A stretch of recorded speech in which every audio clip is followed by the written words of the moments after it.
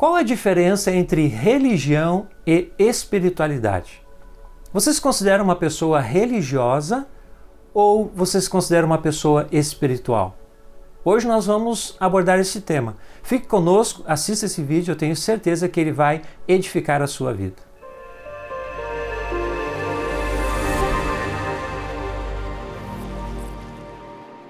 Olá, meus irmãos e minhas irmãs em Cristo. É uma alegria e uma satisfação estarmos aqui para compartilharmos a palavra de Deus. Você sabia que uma pessoa pode ser espiritualizada, vamos usar esse termo, sem ter uma religião? E a pessoa também pode ser religiosa sem ser espiritual, é verdade. Todas as religiões, elas enfatizam a espiritualidade, mas nem todo religioso é espiritual. Antes de nós continuarmos, eu quero convidar você, se você ainda não fez, se inscreva no nosso canal e ative as notificações para que você possa ser avisado quando nós aqui lançarmos um vídeo. A religião, ela é o conjunto de crenças e práticas organizadas e geralmente compartilhadas por uma comunidade ou por um grupo. Já a espiritualidade, ela é uma prática individual, é algo mais subjetivo, está relacionado ao indivíduo. Envolve uma relação desse indivíduo com uma divindade. E normalmente a pessoa que busca uma religião, ela está em busca de um propósito na vida, ela está em busca de paz, ela está em busca de um sentido para a sua existência. Então, religião tem a ver com um conjunto de regras, costumes, práticas e ritos. Espiritualidade tem a ver com aquilo que nós vivenciamos na nossa intimidade pessoal.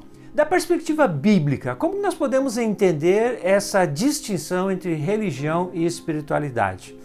Bom, antes de nós falarmos sobre isso, eu gostaria de dizer que a palavra religião no português, ela se deriva de um termo no latim que significa religare. Religare é uma palavra que significa religar ou voltar a ligar, ou seja, ligar o indivíduo a Deus. A religião no Antigo Testamento, ela era centrada nos ritos e nas cerimônias, e ela era focada nos aspectos exteriores. A religião no Novo Testamento, ela aborda a questão do nosso ser interior. Então é importante nós fazermos essa distinção também. A religiosidade, a religião no Antigo Testamento era voltado para os aspectos externos. E a religião ou religiosidade no Novo Testamento era voltado para os aspectos internos, pessoais. O Novo Testamento fala sobre a verdadeira religião. A verdadeira religião, diz Tiago na sua epístola, ela vai além do discurso. Veja só o que diz Tiago, capítulo 1, versículos 26 e 27. Ele diz assim: se alguém supõe ser religioso, veja o que ele diz aqui, mas não refreia sua língua, está enganando a si mesmo e a sua religião é vã. Olha só o que Tiago diz, meu irmão e minha irmã. Se alguém supõe ser religioso, mas não refreia a sua língua, ou seja, o indivíduo fala mal das pessoas, fala palavrões, vive se metendo em confusão, fofoca e esse tipo de coisa, não consegue refrear a sua língua, não consegue parar de falar, então a sua religião, diz aqui Tiago, ela é vã. Mas ele continua, versículo 27, a religião pura e sem mácula para com o nosso Deus e Pai é esta, visitar os órfãos e as viúvas nas suas aflições e guardar-se incontaminado do mundo. Quando a gente olha esse versículo aqui, a gente logo pensa assim, mas isso está muito religioso mesmo, né? Mas se nós observarmos esse versículo de uma forma mais, digamos assim, interpretativa, nós podemos ver aqui os dois principais mandamentos de Jesus quando foi perguntado para ele quais eram os dois principais mandamentos. E quais eram os dois principais mandamentos? Amar o próximo como a nós mesmos e amar a Deus acima de todas as coisas. Então, quando o Tiago diz aqui que a religião pura e sem mácula é visitar os órfãos e as viúvas nas suas aflições, nas suas necessidades, está falando de amor ao próximo. E quando diz guardar-se incontaminado do mundo, está falando de amor a Deus. A palavra de Deus nos diz que aquele que é amigo do mundo se torna inimigo de Deus. Então, Tiago diz aqui que nós temos que nos guardar incontaminados do mundo. Então, nós temos aqui os dois principais mandamentos enfatizados por Jesus, ou seja, o amor a Deus acima de todas as coisas e o amor ao próximo como a nós mesmos. Então, a verdadeira religião, ela envolve isso, né? A verdadeira religião, ela exige isso de nós. Agora, para que nós venhamos a viver isso na prática, e aqui é importante nós também fazermos essa distinção, porque o indivíduo que, por exemplo, como diz Tiago aqui, né, supra as necessidades dos órfãos e das viúvas, e se mantém contaminado do mundo, se ele não fizer isso, tá? Ou seja, ajudar os órfãos e as viúvas, se ele não fizer isso com amor no coração, e se ele não procurar viver sua vida incontaminado do mundo, sem amar a Deus, se ele não tiver este amor, ele vai ser apenas um religioso.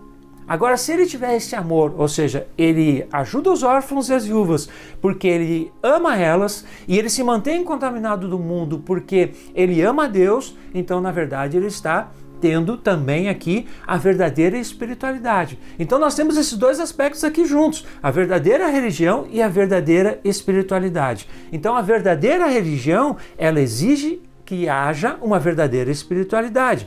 E não há verdadeira espiritualidade sem uma verdadeira religião. Uma não existe sem a outra. Inclusive, do ponto de vista bíblico, eu muitas vezes ouço pessoas dizendo: eu sou cristão, eu sou crente, mas eu não vou à igreja. Do ponto de vista bíblico, isso não existe. Do ponto de vista bíblico, se você vive uma verdadeira espiritualidade, você vai viver uma verdadeira religiosidade. Ou seja, você vai participar de uma igreja onde vai haver lá cerimônias, vai haver encontros, vai haver padrões de ética, moral, princípios e valores. Você vai participar de um grupo assim.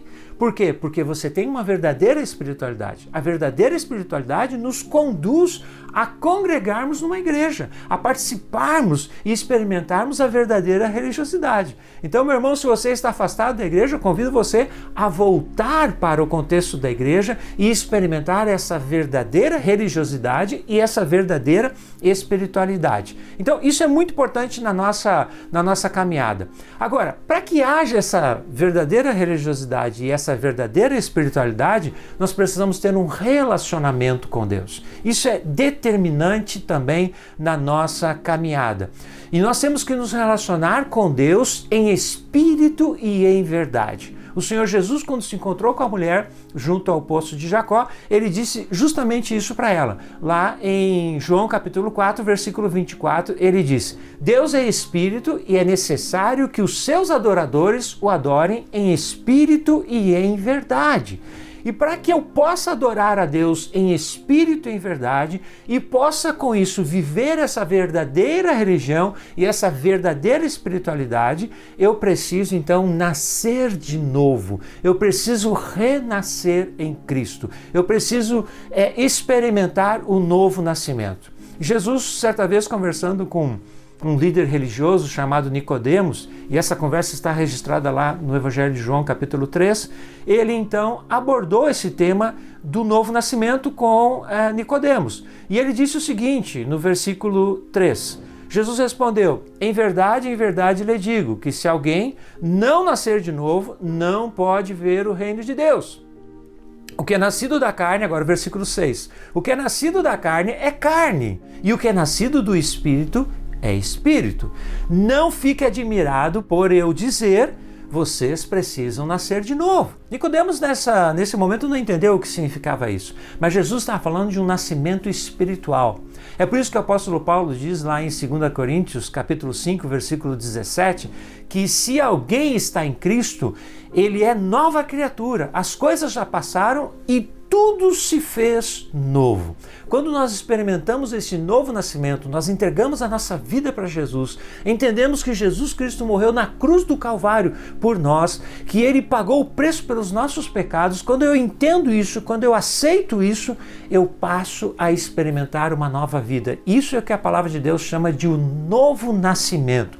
E esse novo nascimento vai me permitir adorar a Deus em espírito e em verdade. E vai me permitir, então viver essa verdadeira espiritualidade que vai me conduzir para uma verdadeira religiosidade. Então, meu irmão e minha irmã, a verdadeira religiosidade, ela anda junto com a verdadeira espiritualidade. No mundo aí fora, a pessoa pode ser religiosa sem ser espiritual, ou ela pode ser espiritualizada sem ser religiosa. Mas do ponto de vista bíblico, daquilo que Deus nos ensina na sua palavra, a verdadeira religiosidade, ela necessita que haja uma verdadeira espiritualidade e vice-versa. Que você e eu possamos experimentar essa verdadeira espiritualidade e essa verdadeira religiosidade na nossa vida. Meu irmão, que Deus te abençoe e te dê clareza em tudo isso que nós acabamos de compartilhar aqui.